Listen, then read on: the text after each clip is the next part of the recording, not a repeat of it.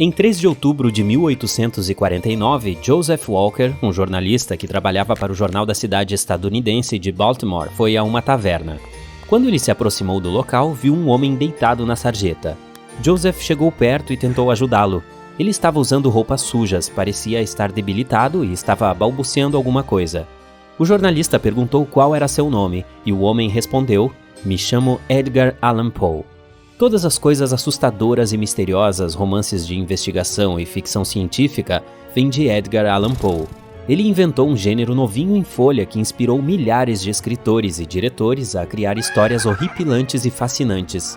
Mas, infelizmente, um dos atores mais famosos do mundo viveu de forma obscura e dramática, e o fim de sua vida foi tão sombrio e misterioso quanto suas histórias. Edgar nasceu em uma família de atores em 1809 na cidade de Boston, Massachusetts. A primeira tragédia de sua vida aconteceu quando ele tinha apenas 2 aninhos. Ele ficou órfão, pois sua mãe faleceu e seu pai havia abandonado a família. Aí um casal de Richmond, John e Frances Allan, resolveu cuidar do menino. John era considerado como o pai de criação de Edgar. Ele trabalhava como comerciante e ganhava bastante dinheiro, então pôde dar uma excelente educação ao garoto. Anos depois, Edgar ingressou na Universidade de Virgínia, onde se envolveu com jogos de azar. Um dia, ele perdeu uma aposta. Sem condições de pagar sua dívida, recorreu ao pai, que se recusou a ajudar. Por causa disso, Edgar ficou sem dinheiro e foi levado para Richmond, onde outra tragédia pessoal o aguardava. O jovem escritor se apaixonou pela bela Sarah Elmira Royster. Ele queria se casar com ela, mas a moça escolheu outro homem, de quem ficou noiva. Isso partiu o coração do rapaz e talvez tenha sido sua grande motivação para começar a escrever. Edgar amava o poeta britânico Lord Byron e queria ganhar dinheiro com suas poesias e histórias curtas. Aos 18, se mudou para Boston e publicou seu primeiro livro, Tamerlão e Outros Poemas. Esse trabalho não rendeu um tostão ao rapaz, pois foi mal distribuído e nem foi revisado. Muitos historiadores duvidavam da existência do livro, mas encontraram uma cópia dele no Museu Britânico em 1876. De acordo com os registros, havia um total de cerca de 50 cópias do Tamerlão e Outros Poemas, mas sobraram apenas 12. Especialistas em livros raros consideram o primeiro livro de Edgar Allan Poe como uma das cópias mais valiosas da literatura norte-americana do século XIX. Em 2009, esse livro foi vendido em leilão por mais de $662 mil, e a cópia anterior foi leiloada por $225 mil. Mas Poe não recebeu um tostão sequer pelo livro. Ele se endividou, manteve seu estilo de vida boêmio e continuou escrevendo contos. O jovem chegou a ir para o exército, mas serviu por apenas 2 anos. Depois, Edgar foi para Nova York para trabalhar como crítico de uma revista, onde escreveu muitas resenhas sobre obras de outros escritores.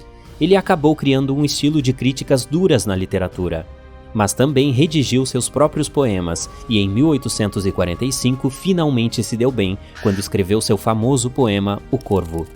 Trata-se da história de um homem que vive um amor não correspondido e está conversando com um corvo falante em uma noite sombria. O Corvo foi publicado em quase todas as revistas e jornais do país. As pessoas reconheciam o escritor nas ruas e citavam trechos de seu poema. A alta sociedade de Nova York o convidava para frequentar clubes particulares. Poe finalmente ficou famoso até fora do país. Seu sucesso era o que qualquer escritor almejaria, mas ele ainda não tinha muito dinheiro. Ele recebeu de $9 a $15 pelo livro O Corvo e uma taxa de cerca de $120 por edições publicadas. Por falar nisso, Edgar foi o primeiro autor estadunidense que conseguiu viver da escrita. $15 era uma merreca até mesmo naquela época, mas o mais importante é que esse sucesso todo deu a ele a chance de avançar em sua carreira. Apesar de finalmente ter começado a ganhar dinheiro, ele ainda sofria para sustentar a si mesmo e a sua família. Além disso, como tinha muitas dívidas, precisou dar grande parte de sua renda para os cobradores. No começo de 1846, as coisas pioraram. Para começar, ele perdeu seu emprego de tempo integral como crítico literário. A revista declarou falência e Poe ficou sem dinheiro de novo, então passou a dar palestras para conseguir algum trocado. Quem as frequentava ficava encantado com as apresentações brilhantes e corajosas do escritor. Ele criticava muito escritores da época e as injustiças do mercado literário. Poe também organizava noites de poesia. Todos sempre falavam bem das apresentações do escritor, mas por algum motivo a popularidade das palestras foi caindo junto com o preço dos ingressos. Edgar se mudou com sua esposa e sogra para Bronx, onde mais uma tragédia aconteceu. Virginia Poe, sua esposa, faleceu aos 24 anos de idade. Dizem que ele jamais conseguiu se recuperar emocionalmente dessa perda. Poe continuou a palestrar e a escrever contos. Ele também quis se casar de novo para preencher o vazio de seu coração. Talvez seja por isso que ele tenha se tornado um freguês assíduo de tavernas e bares.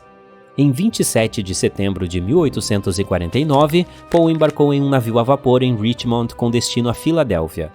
Ele havia sido contratado para editar uma coleção de poemas escritos por uma poetisa estadunidense.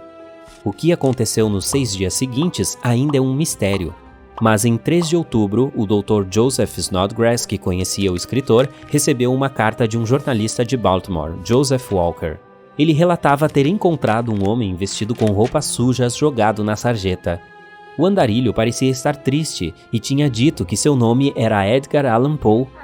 Dr. Snodgrass ficou surpreso, pois Edgar deveria estar na Filadélfia editando poemas. Então, ele foi imediatamente ao encontro de Poe na tal taverna. Os olhos do escritor estavam vazios. Ele dizia coisas ininteligíveis e estava usando roupas de outra pessoa. O médico o levou para um hospital, mas Poe não recobrou os sentidos.